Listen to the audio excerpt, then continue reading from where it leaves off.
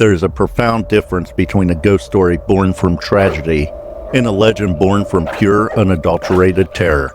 In most tales, the living are frightened of the dead, but in a quiet, ancient churchyard in Devon, England, the living weren't just frightened, they were desperate. They built a cage of solid rock and thick iron, not to keep grave robbers out, but to keep something unspeakable in. Welcome back to Haunted After Dark. Tonight we journey to the 17th century to uncover the historically documented horrors of Squire Richard Cabell, the man whose wicked life and terrifying death inspired the most famous hound in literary history.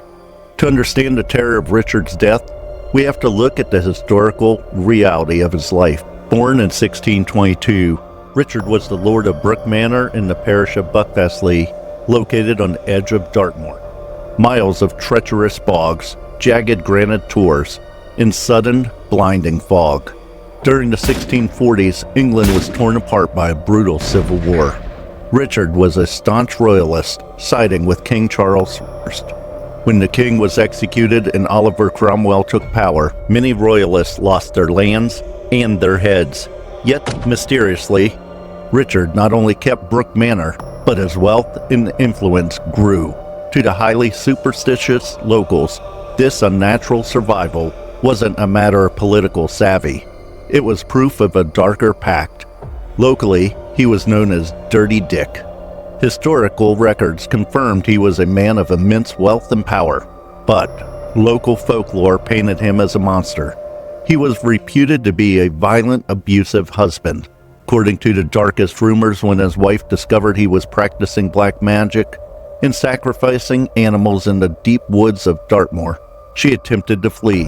The legend states he hunted her down across the moor with his hunting dogs and murdered her in cold blood. While the historical record doesn't officially confirm her murder, the villagers were convinced he had killed her. They believed without a shadow of a doubt that the Squire Brook Manor had sold his soul to the devil. Debts, especially those made in the dark, eventually come due. On July 5th, 1677, Richard died. What happened on that night of his death is one of the most widely documented paranormal events in Devon's history. As Richard drew his final breath, the villagers of Baskervilles locked their doors and shuttered their windows. The temperature plummeted, and then they heard it. Across the bleak expanse of Dartmoor came the Whisht Hounds.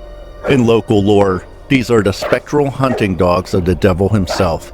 Massive, pitch-black beasts with eyes of burning fire, sent to retrieve the souls of the damned. Villagers reported seeing a pack of these phantom hounds breathing fire, swarming across the moors and converging on Brook Manor. They howled at Richard's windows, waiting for his soul to leave his body so they could drag it to hell. But Richard's spirit didn't go quietly. In the days following his burial at Holy Trinity Church, absolute panic gripped the village. Locals reported seeing Richard's phantom rising from the dirt, leading the demonic hounds on midnight hunts across the moor. The dead man was refusing to stay in the ground. The villagers realized that standard burial rites were completely useless against a man this evil. So they took unprecedented, historically verifiable action. They didn't just rebury him, they built a fortress around his corpse. First, they dragged a massive, impossibly heavy slab of solid rock and placed it directly over his coffin to physically pin his body down. But even that wasn't enough to quell their terror. They constructed a windowless building, a sepulchre entirely around the grave. Finally, they installed a heavy iron grate at the entrance, with bars thick enough to keep a man in and perhaps to keep the hounds out. This wasn't just a legend that faded with time. Over 200 years later, in 1901, a writer named Sir Arthur Conan Doyle was visiting Devon. A local friend, Bertram Fletcher Robinson, drove Doyle past the moors and told him the terrifying true local history of Squire Richard Cabell, the demonic black dogs and iron-barred tomb. Doyle was so captivated by the horror of a wicked nobleman hunted by hellhounds that he used it as the direct inspiration for his masterpiece, the Hound of the Baskervilles. Today, the Holy Trinity Church stands in ruins, having been gutted by a mysterious fire in 1992. But Richard's tomb remains perfectly intact. untouched by the flames still heavily barred. Local children still dare each other to run up to the iron grate and stick their fingers inside.